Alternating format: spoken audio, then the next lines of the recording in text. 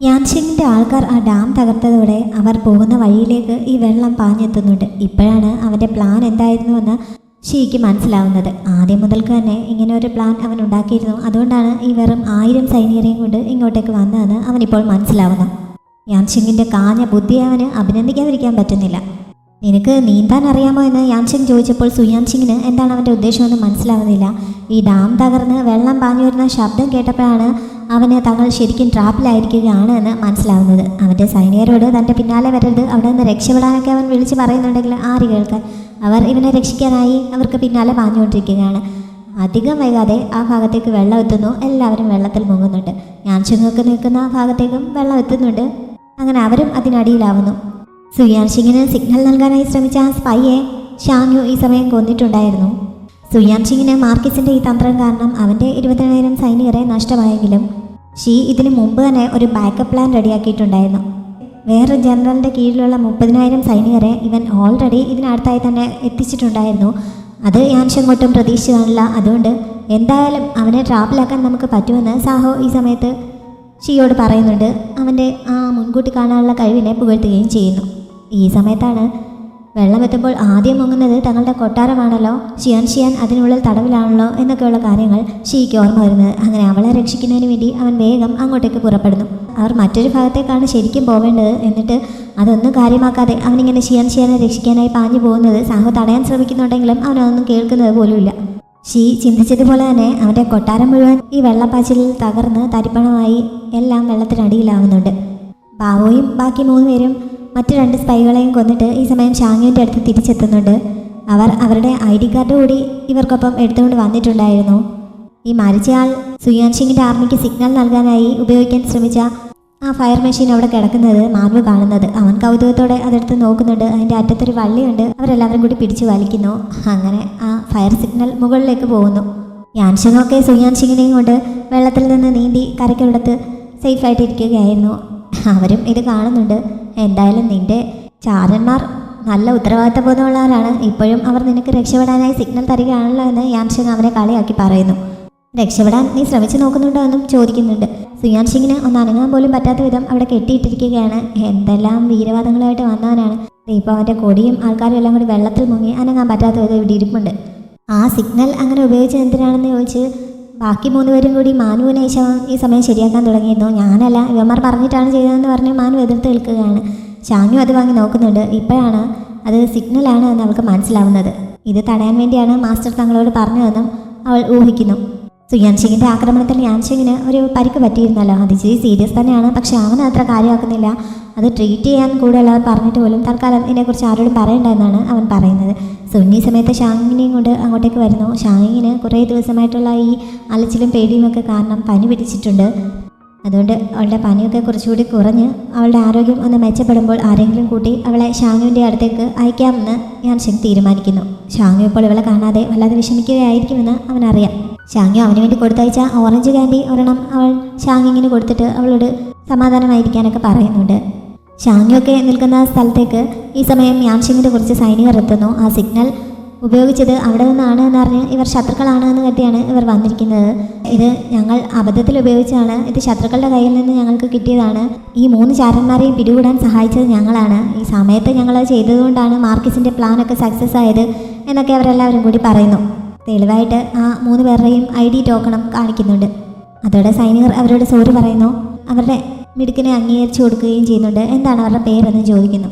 പാവോ പേര് പറയാൻ തുടങ്ങുന്നുണ്ടെങ്കിലും ഷാങ്യ അവനെ തടഞ്ഞിട്ട് എൻ്റെ പേര് പറഞ്ഞ് ക്രെഡിറ്റ് വാങ്ങേണ്ട ആവശ്യമില്ല എന്ന് പറയുന്നു. യാൻഷിങ്ങൊക്കെ ഇരിക്കുന്ന സ്ഥലത്തേക്ക് ഈ സമയത്ത് മറ്റൊരു ജനറൽ എത്തുന്നുണ്ട്. ഇവർ ഈ ഇരിക്കുന്നതിന് ചുറ്റുമായിട്ട് 30,000 സൈനികരെയും കൊണ്ട് സുയാൻഷിങ്ങിൻ്റെ തന്നെ മറ്റൊരു ജനറലായ ഷിയെ വളഞ്ഞിരിക്കുകയാണ് എന്നുള്ള വിവരം ഈ ജനറൽ റിപ്പോർട്ട് ചെയ്യുന്നു. യാൻഷിങ് ആകെ 1000 സൈനികരെയും കൊണ്ടാണ് ഇങ്ങോട്ടേക്ക് വന്നത്. അതിൽ 10-200 പേർ ഇപ്പോൾ തന്നെ കൊല്ലപ്പെട്ടിരിക്കുന്നു. ഇനി ആകെ 800 പേരോളമാണ് ഇവരുടെ അടുത്ത് ബാക്കിയുള്ളത്. ആ 800 പേരെയും കൊണ്ട് എന്തായാലും ഈ 30,000 വരുന്ന സൈനികരെ തോൽപ്പിക്കാൻ പറ്റുകയില്ല. ഇപ്പോൾ വന്നിരിക്കുന്ന ഈ ജനറലിൻ്റെ കൂടെ 1000 സൈനികർ കൂടി ഉണ്ട്. അവരെ കൂടി വേണമെങ്കിൽ സഹായത്തിന് വിടാമെന്ന് ആ ജനറൽ പറയുന്നു. ജനറൽ ഹേയുടെ നേതൃത്വത്തിൽ ഈ സുയാൻഷിങ്ങിൻ്റെയും ഷിയുടെയും ഒക്കെ അച്ഛനുമായിട്ട് ഫൈറ്റ് മറ്റൊരു ഭാഗത്ത് വെച്ച് നടന്നുകൊണ്ടിരിക്കുകയാണ്. അവിടെ ബാക്കപ്പ് സൈന്യം ആവശ്യമാണ്. അതുകൊണ്ട് ഈ 1000 പേരെയും കൊണ്ട് അങ്ങോട്ടേക്ക് പോയിക്കോളാൻ സുൻ ഈ ജനറലിനോട് പറയുന്നു. ഇവിടെ കാര്യങ്ങൾ ഞങ്ങൾ രണ്ടുപേരും കൂടി എങ്ങനെയെങ്കിലും ഡീൽ ചെയ്തോളാമെന്നും അവർ പറയുന്നുണ്ട്. അങ്ങനെ ആ ജനറൽ അപ്പോൾ തന്നെ തിരികെ പോകുന്നു. യാൻഷിങ്ങിന്റെ സൈന്യം ഇവിടെ നിന്ന് മലമുകളിലുള്ള മറ്റൊരു ആർമി ക്യാമ്പിലേക്കും പുറപ്പെടുന്നുണ്ട്. യാൻഷിങ്ങിന്റെ സൈന്യം ഇങ്ങനെ പോകുന്നത് മലമുകളിൽ നിൽക്കുകയായിരുന്ന ഷാനുവിനും അവളുടെ ടീമിനും കാണാൻ പറ്റുന്നുണ്ടായിരുന്നു. വളരെ അടുക്കും ചിട്ടയുമുള്ള രീതിയിൽ അവരിങ്ങനെ പോകുന്നത് കണ്ടപ്പോൾ വളരെ കൂളായിട്ടാണ് അവർക്ക് തോന്നുന്നത്. ഇത്ര ദൂരത്തിലായതുകൊണ്ട് അവരുടെ മുന്നിൽ പോകുന്നത് യാൻഷിങ് ആണെന്നൊന്നും ഇവർക്ക് മനസ്സിലാവുന്നില്ല. സുയാൻഷിങ്ങിനെ മാർക്കിസിന്റെ സൈന്യം പിടികൂടിയ കാര്യം ഈ സമയം സുയാൻഷിങ്ങിന്റെ മറ്റേ 2 ജനറൽമാർക്കും റിപ്പോർട്ട് കിട്ടുന്നുണ്ട്. അവർ മറ്റൊരു ഭാഗത്തായി തമ്പടിച്ചിരിക്കുകയാണ്. അവരുടെ ലീഡേഴ്സ് എന്ന് പറയുന്നത് ഷിയെ എന്ന് പറയുന്ന ഒരു ജനറലും അയാളുടെ ബ്രദറായിട്ടുള്ള ഷീഹു എന്ന ജനറലാണ്. ഷീഹു കുറച്ച് ചോരത്തിളപ്പ് കൂടുതലുള്ള കൂട്ടത്തിലാണ്. ഈ വിവരം അറിഞ്ഞപ്പോൾ തന്നെ ഇപ്പോൾ തന്നെ മാർക്കിസിനെ അറ്റാക്ക് ചെയ്യണമെന്ന് പറഞ്ഞ് അവൻ കടന്ന് പിടയ്ക്കുന്നുണ്ട്. പക്ഷേ ഷിയെ അങ്ങനെ എടുത്തിയാടുന്ന കൂട്ടത്തിലല്ല. ആദ്യം സുയാൻഷിങ്ങിനെ രക്ഷപ്പെടുത്താനാണ് നമ്മൾ ശ്രമിക്കേണ്ടത്. അതുവരെ മാർക്കിസിനെ നമുക്ക് സഹിക്കാമെന്ന് പറഞ്ഞ് അനിയനെ ശാന്തനാക്കാൻ ശ്രമിക്കുന്നു. മാസ്റ്റർ തവോയും ആ ക്വാറി ക്യാമ്പിൽ സർവൈവായ കുറച്ച് ആൾക്കാരും കൂടി അവിടെ വെയിറ്റ് ചെയ്ത് ഇങ്ങനെ ഇരിക്കുകയാണ്. അപ്പോഴാണ് ഷാന്യുവും ബാക്കി 4 പേരും കൂടി അവിടേക്ക് എത്തുന്നത്. തങ്ങൾ ലക്ഷ്യം സാധിച്ചു എന്ന് പറഞ്ഞ് ഷാന്യു തൻ്റെ കയ്യിലുണ്ടായിരുന്ന ID ടോക്കൺ അദ്ദേഹത്തെ കാണിക്കുന്നു. മാർക്കിസിന്റെ സൈന്യം ജയിച്ചുവെന്നും അവൾ സന്തോഷത്തോടെ പറയുന്നുണ്ട്. തവോയ്ക്കും സന്തോഷമാവുന്നു. സ്ത്രീകൾക്ക് ഒന്നിനും കഴിവില്ല എന്ന് ആരാണ് പറഞ്ഞത്? എന്തായാലും ഞാൻ നല്ലൊരു സ്റ്റുഡൻറ്റിനെയാണ് സ്വീകരിച്ചിരിക്കുന്നത് എന്നൊക്കെ അദ്ദേഹം സന്തോഷത്തോടെ പറയുന്നുണ്ട്.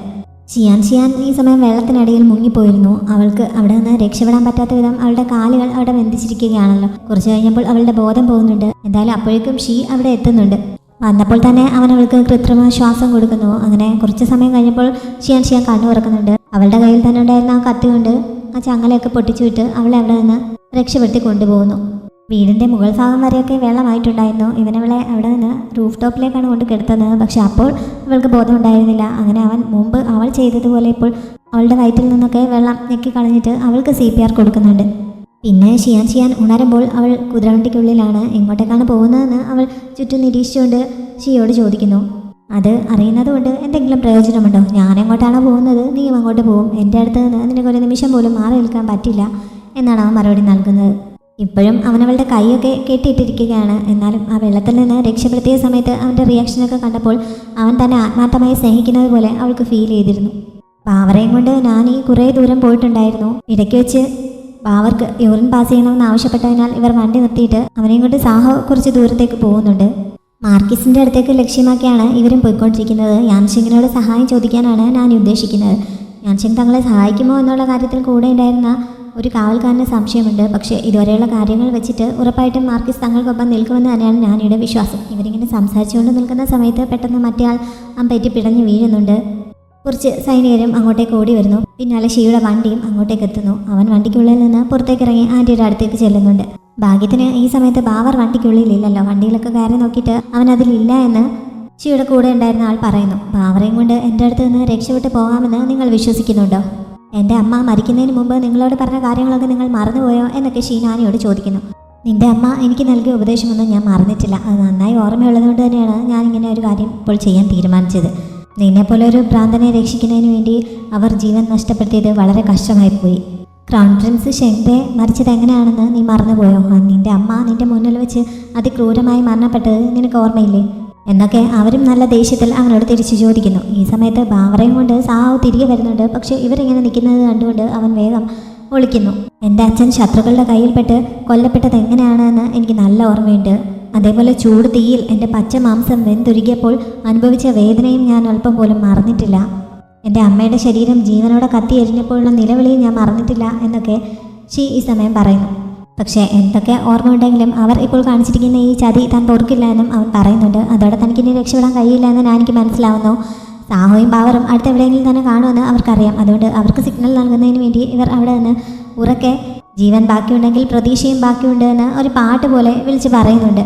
എന്നിട്ട് ഷിയുടെ ശ്രദ്ധ തെറ്റിയ ഒരു സെക്കൻഡിൽ അവർ തലയിലിരുന്ന ഹെയർ പിൻ ഊരി അവനെ കുത്താൻ തുടങ്ങുന്നു. പക്ഷെ അവൻ പെട്ടെന്ന് കൈകൊണ്ട് തടയുന്നതിനാൽ അവൻ്റെ കയ്യിലാണ് ആ കുത്തു കൊള്ളുന്നത്.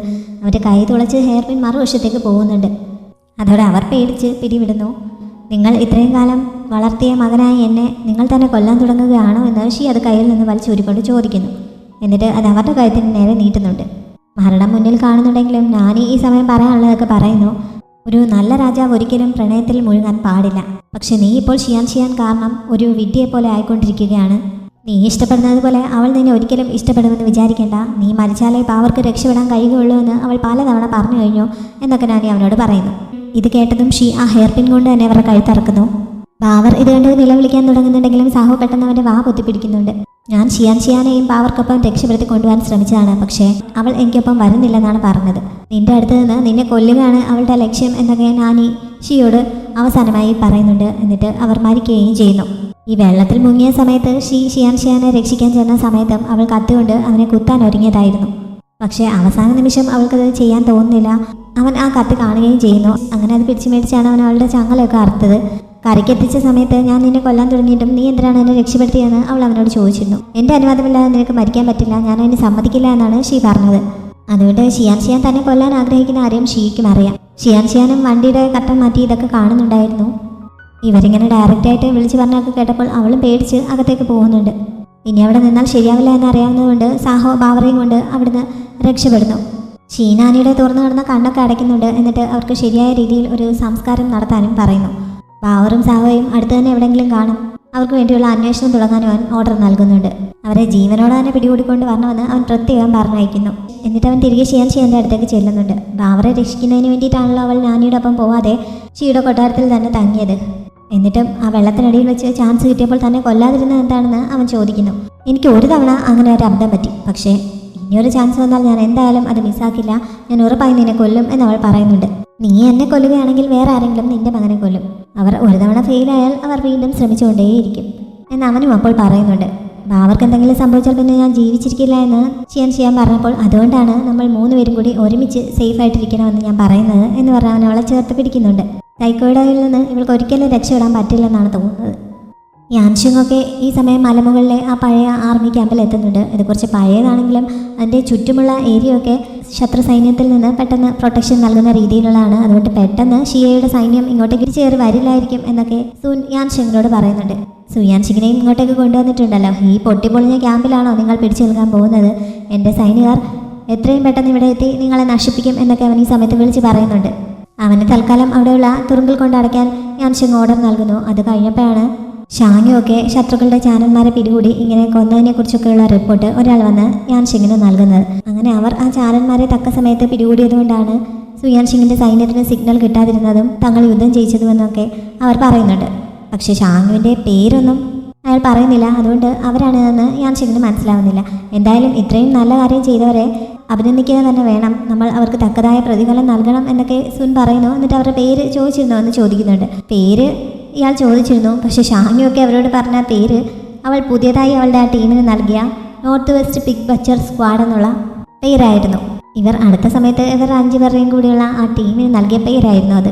വലിയ സ്റ്റൈലിലാണ് ഇതിവർ ഈ സൈനികരോട് പറയുകയൊക്കെ ചെയ്തത്. എന്തായാലും ആ ഒരു പേരാണ് ഇപ്പോൾ യാൻഷിങ്ങിൻ്റെ ഒക്കെ മുന്നിലെത്തുന്നത്. അതുകൊണ്ട് അവന് ഇവരെ മനസ്സിലാവുന്നില്ല. പിന്നെ ഈ പിഗ് ബച്ചർ എന്നുള്ള പേര് കേട്ടപ്പോൾ അവന് കുറച്ച് നൊസ്റ്റാൾജിയ വരുന്നുണ്ട്. ഈ പേര് കേട്ടപ്പോൾ എനിക്ക് പെട്ടെന്ന് ഒരാളെ ഓർമ്മ വന്നുവെന്ന് സുൻ അവനോട് തമാശ പോലെ പറയുകയും ചെയ്യുന്നു. പക്ഷെ ഷാങ്ങു എങ്ങനെ ഇവിടെ എത്താനാണ്? അവളിപ്പോൾ ലീഹോൻ്റെ ഒപ്പം ഷാങ്ങിങ്ങിന് വേണ്ടിയുള്ള അന്വേഷണത്തിലായിരിക്കും. അതുകൊണ്ട് ഇത് അവളായിരിക്കില്ല എന്ന് യാൻഷിങ് പറയുന്നു. പിന്നെ സുന്നിങ്ങനെ പറഞ്ഞപ്പോഴാണ് ഷാങ്ങിങ് തൻ്റെ കയ്യിൽ സേഫായിട്ടുണ്ട് എന്നുള്ള കാര്യം ഇതുവരെ അവളെ അറിയിച്ചില്ലല്ലോ എന്നുള്ള കാര്യം അവൻ ഓർക്കുന്നത്. അങ്ങനെ അവൻ അപ്പോൾ തന്നെ ഫാൽക്കൻ്റെ അടുത്തേക്ക് വിളിച്ചിട്ട് ഒരു മെസ്സേജ് എഴുതി അയക്കുന്നു. ഷാങ്ങുവിനെയൊക്കെ മാസ്റ്റർ തവോ അവിടെയുള്ള ഒരു ചെറിയ ആർമി ക്യാമ്പിലേക്ക് ഈ സമയം കൂട്ടിക്കൊണ്ട് പോയിരുന്നു. ഇതൊരു സപ്ലൈ യൂണിറ്റാണ്. അതായത് വേറെയുള്ള ആർമി ക്യാമ്പിലേക്ക് ആവശ്യമായിട്ടുള്ള ഫുഡും ആയുധങ്ങളും ഒക്കെ കൊണ്ടുപോകുന്നത് ഇവിടെ നിന്നാണ്. ഷാങ്ങുവിന് അവിടെ ഒരു ചെറിയ ടെൻറ്റ് കൊടുക്കുന്നുണ്ട്. അവൾ അതിനുള്ളിലേക്ക് കയറാൻ തുടങ്ങുമ്പോഴാണ് അവിടെ ആയുധങ്ങൾ ഉണ്ടാക്കുന്ന സ്ഥലത്ത് നിൽക്കുന്ന സാഹോയെ അവൾ കാണുന്നത്. കുറച്ച് സമയത്തേക്ക് അവൾക്ക് സന്തോഷം കൊണ്ട് ശബ്ദം പോലും പുറത്തേക്ക് വരുന്നില്ല. പിന്നെ ആ ഒരു സർപ്രൈസൊക്കെ മാറിക്കഴിഞ്ഞപ്പോൾ അവൾ അങ്കിളിനെ വിളിക്കുന്നു. അവളെ ഇവിടെ വെച്ച് കണ്ടപ്പോൾ അദ്ദേഹവും ശരിക്കും സർപ്രൈസ് ആവുന്നു. പിന്നെ അകത്തേക്ക് കൂട്ടിക്കൊണ്ടുപോയി എങ്ങനെയാണ് ഇവിടെ എത്തിയതെന്നൊക്കെ ചോദിച്ചറിയുന്നുണ്ട്. ഗ്രാമത്തിൽ നടന്നതിനെക്കുറിച്ചൊക്കെ ഷാങ്ങു അദ്ദേഹത്തെ അറിയിക്കുന്നു. മരിച്ച പ്രിയപ്പെട്ടവർക്ക് വേണ്ടി അദ്ദേഹം അവിടെ ഇരുന്ന് കുറച്ച് വൈൻ ഒഴിച്ച് അന്ത്യോപചാരമൊക്കെ നൽകുന്നുണ്ട്. ഷാങ്ങിങ്ങിനെ ഇതുവരെ കണ്ടെത്താൻ കഴിയില്ല എന്നുള്ള കാര്യം അവൾ വിഷമത്തോടെ പറഞ്ഞപ്പോൾ അതിൽ നീ വിഷമിക്കേണ്ട കാര്യമില്ല. ഷാങ്ങിങ്ങിൻ്റെ മുഖം നല്ല ഭാഗ്യമുള്ള മുഖമാണ്. അതുകൊണ്ട് അവൾക്ക് ആപത്തൊന്നും വരില്ല. അവൾ ഉറപ്പായും സേഫ് ആയിരിക്കുമെന്ന് പറഞ്ഞ് അങ്കിൾ അവളെ സമാധാനിപ്പിക്കുന്നു. ഇവിടെ അങ്കിൾ സാഹോ വലിയ കുഴപ്പമില്ലാതെ കഴിഞ്ഞു പോവുകയാണ്. അദ്ദേഹത്തിന് ഈ വെറ്റിനറി മെഡിസിനൊക്കെ അറിയാവുന്നതുകൊണ്ട് കുതിരകളെയും മറ്റും ട്രീറ്റ് ചെയ്യുന്നതിന് വേണ്ടിയിട്ടും അതേപോലെ ആയുധം ഉണ്ടാക്കാനൊക്കെ അറിയാവുന്നതുകൊണ്ട് ആയുധങ്ങൾ ഉണ്ടാക്കുന്നതിന് വേണ്ടിയിട്ടുമൊക്കെ അദ്ദേഹത്തെ ഇപ്പോൾ ഇവരെ ഡിപ്പെൻഡ് ചെയ്യുന്നുണ്ട്. അതുകൊണ്ട് തന്നെ അത്യാവശ്യം നല്ലൊരു സ്ഥാനം തന്നെ അദ്ദേഹത്തിന് അവിടെ ഉണ്ട്. ഇപ്പോൾ അദ്ദേഹം ഇവിടെ വന്നിട്ട് കുറേ കാലമായല്ലോ. ഇതിനിടയിൽ എപ്പോഴെങ്കിലും യാൻഷിങ്ങിനെ കാണാൻ പറ്റിയോ, താൻ കൊടുത്തയച്ച സാധനങ്ങൾ അവൻ്റെ കയ്യിൽ എത്തിക്കാൻ പറ്റിയോ എന്നൊക്കെ ഷാങ്യോ അദ്ദേഹത്തോട് ചോദിക്കുന്നു. പക്ഷേ അവനെ എങ്ങും കാണാൻ പറ്റിയില്ല. അവൻ്റെ കയ്യിൽ കൊടുക്കുന്നതിന് വേണ്ടി താൻ ആ സാധനങ്ങൾ കൊടുത്തയച്ചെങ്കിലും അത് അവിടെ എത്തിക്കാൻ കഴിഞ്ഞില്ല എന്നാണ് അറിയാൻ കഴിഞ്ഞത് എന്നൊക്കെ അദ്ദേഹം പറയുന്നു. അത് കേട്ട് അവൾ വിഷമിക്കുന്നത് കണ്ടപ്പോൾ നീ വിഷമിക്കേണ്ട കാര്യമില്ല, അവൻ്റെ മുഖവും നല്ല ലക്കിയാണ്, അവനും ഉറപ്പായിട്ടും എവിടെയെങ്കിലും സേഫ് ആയിട്ടുണ്ടായിരിക്കും, അവൻ ആർമിയിൽ എന്തെങ്കിലുമൊക്കെ നേട്ടങ്ങൾ കൈവരിക്കാൻ സാധിച്ചാൽ ഭാവിയിൽ നിങ്ങൾക്ക് സുഖമായി ജീവിക്കാം എന്നൊക്കെ അദ്ദേഹം പറയുന്നു. അപ്പോഴാണ് അവനെ ഡിവോഴ്സ് ചെയ്ത കാര്യം ഷാങ്യു പറയുന്നത്. അത് കേട്ടപ്പോൾ അദ്ദേഹം ശരിക്കും ഞെട്ടിപ്പോകുന്നുണ്ട്. നീ എന്ത് മണ്ടത്തരമാണ് ഈ കാണിച്ചത്, അവന് നിന്നോട് ശരിക്കും ഫീലിങ്സ് ഉണ്ടായിരുന്നു, പിന്നെ എന്തിനാണ് നീ അങ്ങനെ ചെയ്തത് എന്നൊക്കെ ചോദിച്ച് അങ്കിൾ അവളെ വഴക്ക് പറയുന്നു. മാത്രമല്ല ഇനി ഭാവിയിൽ എപ്പോഴെങ്കിലും അവനെ മീറ്റ് ചെയ്യുകയാണെങ്കിൽ ഇപ്പോഴുള്ള ഈ പിണക്കമൊക്കെ പറഞ്ഞ് തീർത്ത് ഒരുമിക്കാൻ ശ്രമിക്കണമെന്നും ഉപദേശിക്കുന്നുണ്ട്. അവനിപ്പോഴും ജീവനോടെ ഉണ്ടെങ്കിൽ ഇനി തങ്ങൾ തമ്മിൽ കാണുകയാണെങ്കിൽ പ്രശ്നങ്ങളൊക്കെ സോൾവ് ചെയ്യാൻ ശ്രമിക്കാമെന്ന് ഷാങ്യു അദ്ദേഹത്തിന് ഉറപ്പ് കൊടുക്കുന്നു. പിന്നെ അദ്ദേഹം ഈ ആയുധം ഉണ്ടാക്കുന്നത് എങ്ങനെയാണ് എന്നൊക്കെ അവൾക്ക് ക്ലാസ് എടുക്കുന്നുണ്ട്. ഈ സമയത്താണ് തവോ അവളെ അന്വേഷിച്ച് അവളുടെ ടെൻറ്റിനടുത്ത് എത്തുന്നത്. അവിടെ കാണാനിട്ട് തിരിയുമ്പോഴാണ് അങ്കിൾ സാഹു ഇങ്ങനെ ഇവൾക്ക് ആയുധം ഉണ്ടാക്കാൻ പഠിപ്പിച്ചു കൊടുക്കുന്നത് ഇദ്ദേഹം കാണുന്നത്. തവോയ്ക്ക് അത് ഇഷ്ടപ്പെടുന്നില്ല. ഞാനിവളെ ശിഷ്യയാക്കിയിട്ട് ഞാൻ പഠിപ്പിക്കുന്ന കാര്യങ്ങളൊന്നും ഇവൾ മര്യാദയ്ക്ക് പഠിക്കുന്നില്ല, എന്നിട്ട് ഇവിടെ വന്ന് വേറൊരു മാസ്റ്ററെ സ്വീകരിച്ച് ഇത് പഠിക്കുകയാണോ എന്ന് അദ്ദേഹം കുശുമ്പോടെ ചോദിക്കുന്നുണ്ട്. ഈ സമയത്ത് ഉണ്ടാക്കിയ ആയുധങ്ങൾ കളക്ട് ചെയ്യാനായിട്ട് കുറച്ച് സൈനികർ അങ്ങോട്ടേക്ക് വരുന്നു. ഷാങ്യുവും അവരെ സഹായിക്കാനായി കൂടുന്നുണ്ട്. അവരൊക്കെ ഒരു ബണ്ടിൽ വീതമാണ് എടുക്കുന്നതെങ്കിൽ ഇവൾ 2 ബണ്ടിൽ ഒരുമിച്ച് എടുക്കുന്നുണ്ട്. ഇത്രയൊക്കെ ഇവൾക്ക് ഒരുമിച്ച് കൊണ്ടുപോകാൻ പറ്റുമോ? എന്തായാലും നീ നിൻ്റെ അച്ഛനെ പോലെ സ്ട്രോങ് ആണ് എന്നൊക്കെ അങ്കിൾ സാഹു അവളോട് പറയുന്നുണ്ട്. എൻ്റെ അച്ഛൻ്റെ പകുതി ശക്തി പോലും എനിക്ക് കിട്ടിയിട്ടില്ല എന്ന് അപ്പോൾ ഷാങ്യു തമാശയായിട്ട് പറയുന്നു. ഈ സമയത്താണ് നമ്മുടെ മാസ്റ്റർ താവോ അകത്തേക്ക് കയറി വന്നത്. ഷാങ്യു ഇങ്ങനെ നീളമുള്ള കുന്തങ്ങളും തോളിൽ വെച്ച് തിരിഞ്ഞപ്പോൾ ഇദ്ദേഹത്തിൻ്റെ ദേഹത്ത് മുട്ടേണ്ടതായിരുന്നു. അതുകൊണ്ട് അദ്ദേഹം പെട്ടെന്ന് കുനിയുന്നു. ഷാങ്യു ഇപ്പോൾ അങ്കിൾ സാഹുയുടെയും മാസ്റ്റർ തവോയുടെയും കൂടി ഇടയ്ക്ക് നിൽക്കുകയാണ്. അവളുടെ തോളിലിരിക്കുന്ന സാധനം 2 സൈഡിലേക്കും ഇങ്ങനെ നീണ്ടിരിക്കുകയാണല്ലോ. ഇവൾ ഒരു വശത്തേക്ക് തിരിയുമ്പോൾ മാസ്റ്ററുടെ തലയിൽ അത് മുട്ടും, മറുവശത്തേക്ക് തിരിയുമ്പോൾ അങ്കിൾ സാഹുയുടെ തലയിലേക്ക് അത് മുട്ടും. ആ രീതിയിലാണ് നിൽക്കുന്നത്. ഇവർ രണ്ടുപേരും തലയിൽ ഇത് മുട്ടാതെ കുനിഞ്ഞിരിക്കുന്നത് കണ്ട് ഷാങ്യു എന്തെങ്കിലും പറ്റുമോ എന്നൊക്കെ ചോദിക്കുന്ന സമയത്ത് ഈ ബണ്ടിൽ കെട്ടഴിഞ്ഞിട്ട് 2 കുന്തം താഴേക്ക് വീഴുന്നു. ഓരോന്ന് ഈ 2 പേരുടെയും കാലിൽ വന്ന് വീഴുന്നു. അങ്ങനെ 2 പേർക്കും ചെറിയ പരിക്ക് പറ്റുന്നു. ഷാങ്യു വേഗം കയ്യിലുണ്ടായിരുന്ന ആയുധങ്ങളൊക്കെ വേറെ 2 പേരെ ഏൽപ്പിച്ചിട്ട് അങ്കിൾ സാഹയെ ആദ്യം പിടിച്ച് അവിടെ ഉണ്ടായിരുന്ന ഒരു കസേരയിൽ കൊണ്ടിരുത്തുന്നു. ഇത് കണ്ടപ്പോൾ മാസ്റ്റർക്ക് സഹിക്കുന്നില്ല. നീ എന്തിനാണ് അവനെ ആദ്യം സഹായിച്ചതെന്ന് അദ്ദേഹം അസൂയയോടെ വിളിച്ചു ചോദിക്കുന്നു. ഷാങ്യു വേഗം അദ്ദേഹത്തിൻ്റെ അടുത്തേക്ക് എന്ന് അദ്ദേഹത്തെ പിടിച്ചെഴുന്നേൽപ്പിച്ച് അവിടെ കൊണ്ടിരുത്തുന്നു. പക്ഷെ അവിടെ ആകെ ഒരു കസേര ഉണ്ടായിരുന്നുള്ളൂ. പിന്നെ ഉള്ളതൊരു മരക്കുറ്റിയാണ്. അതിലിരുത്താൻ തുടങ്ങിയപ്പോൾ നീ എന്താണ് അവന് കസേര കൊടുത്തിട്ട് എനിക്ക് ഈ മരക്കുറ്റി വരുന്നതെന്ന് അദ്ദേഹം പരാതി പറയുന്നുണ്ട്. അങ്കിൾ സാഹോ അവിടെ നിന്ന് എഴുന്നേറ്റ് മാറി അദ്ദേഹത്തിന് കസേര കൊടുക്കാൻ തുടങ്ങുന്നുണ്ടെങ്കിലും വേണ്ടെന്ന് പറഞ്ഞ് അദ്ദേഹം ആ മരക്കുറ്റിയിൽ തന്നെ ഇരിക്കുന്നു. പിന്നെ അടുത്തടുത്തുള്ള 2 ബെഡിലായിട്ട് ഇവൾ 2 പേരെയും കൊണ്ട് കിടത്തുന്നുണ്ട്. അങ്കിൾ സാഹോ കുറേ കാലമായിട്ട് ഈ ആയുധ നിർമ്മാണ സ്ഥലത്തൊക്കെ ആണല്ലോ. അതുകൊണ്ട് അദ്ദേഹത്തിന് ശരീരത്ത് ഭയങ്കര അസ്വസ്ഥതകളൊക്കെ ഉണ്ട്. അതറിഞ്ഞപ്പോൾ ഷാങ്യു അദ്ദേഹത്തിന് കുറച്ച് മരുന്ന് ഉണ്ടാക്കി കൊണ്ടുവരാമെന്ന് പറഞ്ഞ് എഴുന്നേറ്റ് പോകാൻ തുടങ്ങുന്നു. മാസ്റ്റർ താവോ ഇതൊക്കെ വാച്ച് ചെയ്ത് അസൂയോടെ ഇരിക്കുകയാണല്ലോ. അതുകൊണ്ട് അദ്ദേഹം പെട്ടെന്ന് അവിടെ വല്ലാത്തൊരു അസ്വസ്ഥത അഭിനയിക്കുന്നു. അങ്ങനെ ഷാങ്യു അദ്ദേഹത്തിൻ്റെ അടുത്തേക്ക് എന്ത് പറ്റിയെന്ന് അന്വേഷിക്കുന്നു. എനിക്ക് നല്ല തലവേദനയാണെന്നാണ് അദ്ദേഹം പറഞ്ഞത്. തലവേദന എടുക്കാൻ ആ കുന്തം കാലിലല്ലേ വീണത്. പിന്നെ തലവേദനയ്ക്ക് എന്താണ് കാരണമെന്ന് അവൾക്ക് മനസ്സിലാവുന്നില്ല. പിന്നെ കഴിഞ്ഞ ദിവസം രാത്രി നടന്ന സംഭവങ്ങളൊക്കെ കാരണം തണുപ്പടിച്ചെങ്ങാനും പറ്റിയതായിരിക്കും. എന്തായാലും അതിനും കൂടി മരുന്ന് കൊണ്ടുവരാമെന്ന് പറഞ്ഞ് അവൾ പോവാൻ തുടങ്ങുന്നു. എൻ്റെ മരുന്ന് ആദ്യം ഉണ്ടാക്കിയില്ലെങ്കിൽ ഞാനത് കുടിക്കില്ല എന്ന് മാസ്റ്റർ താവോ ഈ സമയം പ്രത്യേകം എടുത്ത് പറയുന്നുണ്ട്. ഇതേതായി ഈ LKG-കാരൻ എന്ന രീതിയിൽ അങ്കിൾ താവോയെ അന്തം വിട്ട് നോക്കുന്നു. ഷാങ്യുവിനും അദ്ദേഹത്തിൻ്റെ ഈ സ്വഭാവം കണ്ടപ്പോൾ ചിരി അടക്കാൻ കഴിയുന്നില്ല. ഇതെന്താ കൊച്ചു കുട്ടികൾ വല്ലതുമാണോ ഇങ്ങനെ ആദ്യം വേണമെന്ന് പറഞ്ഞ് വാശി പിടിക്കാൻ? എന്തായാലും പിണം കണ്ട അങ്ങനെ 2 പേർക്കും ഒരേപോലെ ഉണ്ടാക്കിക്കൊണ്ട് വരാമെന്ന് പറഞ്ഞ് അവൾ അവിടെ നിന്ന് പോകുന്നുണ്ട്. അങ്ങനെ അവൾ ഒരുപോലെ ഉണ്ടാക്കുകയാണെങ്കിൽ ഞാൻ ആദ്യം കുടിക്കുമെന്ന് അപ്പോഴും മാസ്റ്റർ പറയുന്നുണ്ട്. അങ്കിൾ സാഹു എന്തായാലും അത് ഒത്തുപിടിക്കാൻ പോകുന്നില്ല. ഇദ്ദേഹത്തിൻ്റെ പ്രശ്നം എന്താണെന്ന് അങ്കിളിന് ഇതിനകം തന്നെ മനസ്സിലായി കഴിഞ്ഞിരുന്നു. പക്ഷെ അങ്കിളിന് അങ്ങനെ അസൂയൊന്നും ഉള്ള കൂട്ടത്തിലല്ലല്ലോ. അതുകൊണ്ട് കുറച്ച് കഴിഞ്ഞപ്പോൾ അങ്കിൾ തന്നെ മാസ്റ്ററുമായിട്ട് സൗഹൃദത്തിലാവാൻ ശ്രമിക്കുന്നുണ്ട്. ഷാങ്യുവിൻ്റെ ജീവൻ രക്ഷിക്കുന്നതിന് വേണ്ടിയിട്ട് താങ്കൾക്ക് കിട്ടിയ ഗോ പേപ്പർ അവൾക്ക് നൽകിയ കാര്യമൊക്കെ ഞാൻ അറിഞ്ഞു. അങ്ങനെ ഒരു സഹായം ചെയ്തതിന് ഒരുപാട് നന്ദിയുണ്ട് എന്നൊക്കെ പറഞ്ഞ് അങ്കിൾ അദ്ദേഹത്തോട് നന്ദി പറയുകയൊക്കെ ചെയ്യുന്നു. അതോടെ തവോയുടെ ദേഷ്യം ചെറുതായിട്ടൊന്ന് കുറയുന്നു. പിന്നെ ഷാങ്യുമായിട്ട് എങ്ങനെയാണ് പരിചയം എന്നൊക്കെ അദ്ദേഹം ചോദിച്ചറിയുന്നുണ്ട്. 20 വർഷമായിട്ട് ഞങ്ങൾ അയൽക്കാരാണ്. അവളെനിക്ക് സ്വന്തം മോളെ പോലെയാണ്. ഇത്രയും നല്ലൊരു പെൺകുട്ടി എൻ്റെ ജീവിതത്തിൽ ഞാൻ കണ്ടിട്ടില്ല എന്നൊക്കെ അങ്കിൾ സാഹു ഷാങ്യുവിനെ പുകഴ്ത്തി കുറേ പറയുന്നുണ്ട്. അതൊക്കെ ശരിയാണെന്ന് മാസ്റ്ററും സമ്മതിക്കുന്നു. പിന്നെ അങ്കിൾ സാഹു ഒരു പാത്രത്തിൽ കുറച്ച് ചൂടുവെള്ളം ഒഴിച്ചു കൊടുത്തിട്ട് വൈൻ കഴിക്കുന്നത് പോലെ ടോസ്റ്റ് ചെയ്തുകൊണ്ട് അദ്ദേഹവുമായിട്ടുള്ള ഫ്രണ്ട്ഷിപ്പൊക്കെ ഒന്ന് ഉറപ്പിക്കുന്നുണ്ട്. അതോടെ തവയുടെ ദേഷ്യമൊക്കെ ഏറെക്കുറെ മാറുന്നു. ഷാങ്യു പുറത്ത് മരുന്നുണ്ടാക്കുകയാണ്. അതിൽ പറഞ്ഞിരിക്കുന്ന സാധനങ്ങളിൽ ഒന്ന് കുറവുണ്ട് എന്നറിഞ്ഞ് അതെടുക്കാൻ അയാൾ മറ്റൊരു ഭാഗത്തേക്ക് പോകുന്നു. ഈ സമയത്ത് ലീഹ്വാനും ഷൗറാനും കൂടി അങ്ങോട്ടേക്ക് എത്തുന്നുണ്ട്. അവർ ഓൾറെഡി ഈ ക്യാമ്പിൽ തന്നെയാണ്. ആ റൂമിനുള്ളിൽ സാഹു ഉണ്ട് എന്നറിഞ്ഞപ്പോൾ അവൻ അദ്ദേഹത്തെ കാണാനായി എന്ത് പറ്റിയെന്ന് ചോദിച്ചുകൊണ്ട് അകത്തേക്ക് ചെല്ലുന്നു. അപ്പോഴാണ് മാസ്റ്റർ താവോയെയും കാണുന്നത്. അദ്ദേഹത്തെയും ലീക്ക് നല്ല പരിചയമുണ്ട്. ലീയെ അദ്ദേഹത്തിനും അറിയാം. അദ്ദേഹം എങ്ങനെ ഇവിടെ എത്തിയെന്ന് അവൻ അമ്പരപ്പോടെ ചോദിക്കുന്നു. അദ്ദേഹം പക്ഷേ അതിന് മറുപടി നൽകുന്നില്ല. ഈ സമയത്താണ് ഇവനിവിടെയുള്ള കാര്യം ഷാങ്യുവിനോട് പറയാൻ മറന്നുപോയല്ലോ എന്ന് അങ്കിൾ സാഹു പറയുന്നത്. അങ്ങനെ ഷാങ്യു അവിടെ ഉണ്ട് എന്ന് ലീ അറിയുന്നു. അപ്പോഴേക്കും അവൾ അകത്തേക്ക് കയറി വരികയും ചെയ്യുന്നു. അങ്ങനെ ലീയെ കാണുന്നു. ക്വാറി ക്യാമ്പിൽ ഇങ്ങനൊരു ഹീറോയിൻ ഉണ്ടായിരുന്നതായും അവൾ എല്ലാവരെയും പ്രൊട്ടക്റ്റ് ചെയ്തതായും ഒക്കെ ലീ ഹ്വാനും കേട്ടിട്ടുണ്ടായിരുന്നു. പക്ഷേ അത് ഷാങ്യു ആയിരിക്കുമെന്ന് അവനൊട്ടും പ്രതീക്ഷിച്ചിരുന്നല്ല.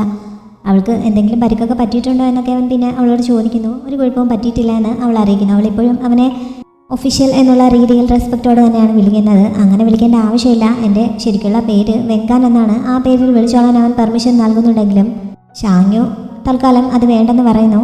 ആ പേര് ഓർമ്മയിലുണ്ടാവും, പക്ഷേ ബഹുമാനത്തോടെ തന്നെ വിളിക്കാനാണ് ഇഷ്ടപ്പെടുന്നതെന്ന് പറഞ്ഞ് അവൾ അങ്ങനെ തന്നെയാണ് വിളിക്കാമെന്ന് പറയുന്നത്. ഇവരിങ്ങനെ സംസാരിക്കുന്നത് കുറച്ചപ്പുറത്തായി ബാവോയും ബാക്കി 3 പേരും കൂടി നിന്ന് വാച്ച് ചെയ്യുന്നുണ്ടായിരുന്നു. എന്തായാലും ബാവോയ്ക്ക് ലീയെ അത്ര പിടിച്ചിട്ടില്ല, അവൻ ആളത്ര ശരിയല്ലെന്നാണ് എനിക്ക് തോന്നുന്നതെന്ന് അവൻ കൂടെ ഉള്ളവരോട് പറയുന്നുണ്ട്. ലീ ഉടനെ തന്നെ ജനറൽ ഹേയുടെ സൈന്യത്തിനുള്ള ഫുഡ് സപ്ലൈയുമായിട്ട് പുറപ്പെടാനിരിക്കുകയാണ്. 7 ദിവസത്തിനുള്ളിൽ അതവിടെ എത്തിക്കണമെന്നാണ് ജനറൽ ഹേയും മാർക്കിസും ഒക്കെ ഓർഡർ നൽകിയിരിക്കുന്നത്. അവരുടെ ഉദ്ദേശം എന്താണെന്ന് എനിക്കറിയില്ല. എൻ്റെ ഡ്യൂട്ടി ഈ ഫുഡ് സപ്ലൈസ് അവിടെ കൃത്യമായിട്ട് എത്തിക്കുക എന്നുള്ളതാണ് എന്നൊക്കെ ലീ ഷാങ്യുവിനോട് ഈ സമയത്ത് പറയുന്നുണ്ട്. അവളെ തിരികെ അവളുടെ സ്ഥലത്തേക്ക് അയക്കുന്നതിനുള്ള ഏർപ്പാട് ചെയ്യണോ? ഷാങ്യുവിനെ അന്വേഷിച്ച് ഞാൻ അവിടെ 2 പേരെ ഏർപ്പാടാക്കിയിട്ടുണ്ടായിരുന്നു. ചിലപ്പോൾ അവർക്ക് എന്തെങ്കിലും വിവരം കിട്ടിയെങ്കിലോ എന്നൊക്കെ ലീ അവളോട് ചോദിക്കുന്നു. അതറിഞ്ഞപ്പോൾ അവൾക്ക് സന്തോഷമാവുന്നുണ്ട്. ഈ സമയത്താണ് ആ ഫാൽക്കൺ അതുവഴി പറക്കുന്നത് അവൾ ശ്രദ്ധിക്കുന്നത്. അത് യാൻഷിങ്ങിൻ്റെ മെസ്സേജുമായിട്ട് വരുന്നതാണ് എന്ന് അവൾക്കറിയാം. അതുകൊണ്ട് തന്നെ അവൾ വിസിലടിച്ച് അതിനെ അടുത്തേക്ക് വിളിക്കുന്നു. അവൾ പ്രതീക്ഷിച്ചതുപോലെ തന്നെ അതിൻ്റെ കാലിൽ അവൾക്കുള്ള മെസ്സേജ് ഉണ്ടായിരുന്നു. ഷാങ്ങിങ്ങും ഞാനും സേഫായിട്ടിരിക്കുന്നുവെന്നായിരുന്നു യാൻഷിങ് അതിൽ പറഞ്ഞിരുന്നത്. അത് വായിച്ചിട്ട് ഷാങ്യുവിന് മൊത്തവും മനസ്സിലാവുന്നില്ല. പക്ഷേ ഷാങ്ങിങ് സേഫാണ് എന്നുള്ള കാര്യം അവൾ വായിക്കുന്നു. പിന്നെ അതിലെന്താണ് എഴുതിയിരിക്കുന്നതെന്ന് വായിക്കാനായിട്ട് ലിയുടെ കയ്യിൽ കൊടുക്കുന്നുണ്ട്. അവർ 2 പേരും സേഫായിരിക്കുന്നുവെന്ന് ലി അവളെ വായിച്ച് കേൾപ്പിക്കുന്നു. അവളെ എത്രയും പെട്ടെന്ന് അവളുടെ ഗ്രാമത്തിലേക്ക് അയക്കാനുള്ള ഏർപ്പാട് ചെയ്യാമെന്നും അവൻ അതിൽ സൂചിപ്പിച്ചിട്ടുണ്ടായിരുന്നു. ഇതറിഞ്ഞു കഴിഞ്ഞപ്പോൾ ഷാങ്യുവിന് ശരിക്കും സന്തോഷമാവുന്നുണ്ട്. ഷാങ്ങിങ്ങും സേഫാണ്, യാൻഷിങ്ങും സേഫാണ്, പിന്നെ അവൾ പേടിക്കേണ്ട കാര്യമില്ലല്ലോ. ഈ സമയത്താണ് ഷൗറാൻ അങ്ങോട്ടേക്ക് വന്നിട്ട് അർജൻറ്റായിട്ടൊരു കാര്യം ഡിസ്കസ് ചെയ്യാനുണ്ടെന്ന് പറഞ്ഞ് ലിയെ വിളിക്കുന്നത്. അങ്ങനെ അവരെല്ലാവരും കൂടി അവിടെ ഒരിടത്ത് കൂടിയിരുന്ന് ഇപ്പോഴത്തെ ആർമി സിറ്റുവേഷനെ കുറിച്ച് ഡിസ്കസ് ചെയ്യുന്നു. ഷാങ്യു അങ്കിൾ സാഹോയ്ക്കും മാസ്റ്റർക്കുള്ള മരുന്നും കൊണ്ടാണ് അങ്ങോട്ടേക്ക് വന്നത്. അവൾ ആദ്യം മാസ്റ്ററുടെ മുന്നിൽ തന്നെയാണ് അത് കൊണ്ടുവയ്ക്കുന്നത്, പിന്നെയാണ് അങ്കിളിന് കൊടുക്കുന്നത്. ആദ്യം ഇത് കുടിക്കുന്നതിന് വേണ്ടിയിട്ട് മാസ്റ്റർ വേഗം തന്നെ അതെടുത്ത് വായിലേക്ക് അടുപ്പിക്കുന്നു. ചൂടാണെന്നുള്ള കാര്യമൊന്നും പുള്ളി ശ്രദ്ധിക്കുന്നില്ല. പുള്ളിയപ്പോഴാണ് ചൂടാണെന്ന് അറിയുന്നത്. അങ്കിൾ സാഹു മരുന്ന് കുടിക്കാതെ കയ്യിൽ തന്നെ വെച്ചിരിക്കുന്നത് കണ്ട് നിങ്ങളെന്താ ഇതുവരെ കുടിക്കാൻ ചെയ്യുന്നതും മാസ്റ്റർ ചോദിക്കുന്നുണ്ട്. അങ്കിൾ വേഗം മരുന്ന് താത്തു വെച്ചിട്ട് ലീ പറഞ്ഞുകൊണ്ടിരുന്ന കാര്യത്തെക്കുറിച്ച് കൂടുതൽ ഡീറ്റെയിൽസ് പറയുന്നു. മാർക്കിസിൻ്റെ സൈന്യം ഇപ്പോൾ മലമുകളിൽ പെട്ടുകിടക്കുകയാണ്. 30,000 സൈനികർ അവരെ വളഞ്ഞിരിക്കുകയാണ്. ഇവർക്ക് ആവശ്യത്തിനുള്ള ഫുഡും മെഡിസിനും ഒന്നും ഇല്ല. അതാണ് ഇപ്പോഴത്തെ സിറ്റുവേഷൻ എന്ന് ലീ പറയുന്നു. മാർക്കിസ് ഇങ്ങനെ ഈ മൗണ്ടനിൽ നൽകുന്നതിൻ്റെ ഉദ്ദേശം എന്തായിരിക്കുമെന്ന് തവോ പറയുന്നുണ്ട്. കാരണം ഷിയയുടെ ഈ 30,000 സൈനികർ ലോർഡ് ഷാങ്ഷിങ്ങിൻ്റെ മറ്റേ സൈന്യത്തോടൊപ്പം ചേർന്ന് കഴിഞ്ഞാൽ ജനറൽ ഹേയ്ക്ക് പിടിച്ചു നിൽക്കാൻ കഴിയുകയില്ല. അതോടെ ഇവർക്ക് ആ അതിർത്തി ഉറപ്പായി നഷ്ടമാവും. അങ്ങനെ ഈ 2 സൈന്യവും കൂടി ഒരുമിച്ച് ചേരാതിരിക്കുന്നതിന് വേണ്ടിയിട്ടാണ് മാർക്കിസ് പറ്റാവുന്നിടത്തോളം അവരെ ഇങ്ങനെ ഇവിടെ പിടിച്ചു നിർത്താൻ ഉദ്ദേശിക്കുന്നത്. ഇപ്പോൾ ഏറ്റവും അത്യാവശ്യമായി ചെയ്യേണ്ടത് മാർക്കിസിൻ്റെ സൈന്യത്തിന് ആവശ്യമായിട്ടുള്ള ഫുഡും മെഡിസിനും എത്തിക്കുക എന്നുള്ളതാണെന്ന് തവോ അവരോട് പറയുന്നു. ഇത് കേട്ടപ്പോൾ ഷാങ്യു താൻ അതുകൊണ്ട് പോകാമെന്ന് പറയുന്നുണ്ട്. മാർക്കിസിനെ എനിക്ക് പരിചയമില്ല, പക്ഷേ ഈ രാജ്യത്തിന് വേണ്ടി ഇങ്ങനെ ഒരു കാര്യം ചെയ്യാൻ ഞാൻ തയ്യാറാണ് എന്നവൾ പറയുന്നു. ഇത് കേട്ടപ്പോൾ ആദ്യം ലീ അതിനെ എതിർക്കുന്നു. ഇത് വളരെ അപകടം പിടിച്ചതാണ്, അതുകൊണ്ട് അവൾ ഇത് ചെയ്താൽ ശരിയാവില്ല എന്ന് അവൻ പറയുന്നു. അതേപോലെ തന്നെ അങ്കിൾ സാഹോയും വല്ലാതെ വയലൻ്റ് ആവുന്നുണ്ട്. എല്ലാവരും യുദ്ധസ്ഥലത്ത് നിന്ന് രക്ഷപ്പെടാനാണ് ശ്രമിക്കുന്നത്. നീ ഇത് യുദ്ധഭൂമിയിലേക്ക് പോവുകയാണോ? നിന്നെപ്പോലൊരു പെൺകുട്ടി അവിടെ പോയി എന്ത് ചെയ്യാനാണ് എന്നൊക്കെ പറഞ്ഞ് അദ്ദേഹം ശക്തമായി എതിർക്കുന്നു. ഞാൻ പോയില്ലെങ്കിൽ പിന്നെ ആര് പോവും? ലീക്ക് ഫുഡ് സപ്ലൈസുമായിട്ട് ജനറൽ ഹേയുടെ സൈന്യം നിൽക്കുന്ന സ്ഥലത്തേക്ക് പോകണം. അപ്പോൾ അവന് പോകാൻ പറ്റില്ല. പിന്നെ ആര് ഇതവിടെ എത്തിക്കാനാണ്? മാർക്കിസ് നമ്മളെപ്പോലെയുള്ള സാധാരണക്കാർക്ക് വേണ്ടി ഫൈറ്റ് ചെയ്യുന്ന ആളാണ്. അദ്ദേഹത്തിൻ്റെ സൈന്യം പട്ടിണി കിടക്കാൻ ഞാൻ സമ്മതിക്കുകയില്ല എന്നൊക്കെ പറഞ്ഞ് ഷാങ്യു അങ്കിളിനെ സമ്മതിപ്പിക്കാൻ ശ്രമിക്കുന്നു. നിനക്ക് എന്തെങ്കിലും സംഭവിച്ചാൽ എന്ത് ചെയ്യും? ഷാങ്യുവിൻ്റെ കാര്യം പിന്നെ എന്താവും എന്നൊക്കെ അങ്കിൾ ആശങ്കപ്പെട്ടപ്പോൾ മാസ്റ്റർ താവോ ഷാങ്യുവിനെ സപ്പോർട്ട് ചെയ്യുന്നു. ഇവൾ നിങ്ങൾ വിചാരിക്കുന്നത് പോലെയല്ല, ഇവൾക്ക് അതിനുള്ള ഗട്ട്സ് ഉണ്ട്. എന്തായാലും ഞാൻ നല്ല ഒരു സ്റ്റുഡൻറ്റിനെയാണ് ചൂസ് ചെയ്തത് എന്നൊക്കെ അദ്ദേഹം അഭിമാനത്തോടെ പറയുന്നു. അദ്ദേഹം ഇങ്ങനെ എഴുതിയിൽ എണ്ണ ഒഴിക്കല്ലേ എന്ന് പറഞ്ഞ അങ്കിൾ സാഹു അദ്ദേഹത്തെ കുറ്റപ്പെടുത്തിയപ്പോൾ ഇവളിപ്പോൾ നിങ്ങൾക്കറിയാവുന്ന ആ ബച്ചർ ഗേൾ അല്ല, ഇവൾക്ക് സൈന്യത്തിൽ ഒരു ട്രൂപ്പിനെയൊക്കെ നയിക്കാനുള്ള ശേഷിയായി കഴിഞ്ഞിരിക്കുന്നു എന്നൊക്കെ അദ്ദേഹം ഷാങ്യുവിനെ പുകഴ്ത്തി പറയുന്നുണ്ട്. അതോടെ അങ്കിളിനും സമ്മതിക്കേണ്ടി വരുന്നു. അന്ന് രാത്രി ഈ ഷിയയുടെ നേതൃത്വത്തിലുള്ള 30,000 സൈനികർ യാൻഷിങ്ങിൻ്റെ ക്യാമ്പ് ലക്ഷ്യമാക്കി നീങ്ങാൻ തുടങ്ങുന്നു. രാത്രി ആയതുകൊണ്ട് പന്തം കൊളുത്തിക്കൊണ്ടാണല്ലോ ഇവർ പോകുന്നത്. അതിൻ്റെ എണ്ണം വെച്ച് തന്നെ അത് 30,000-ഓളം ആളുകളുണ്ട് എന്നുള്ള റിപ്പോർട്ട് യാൻഷിങ്ങിന് നൽകുന്നു.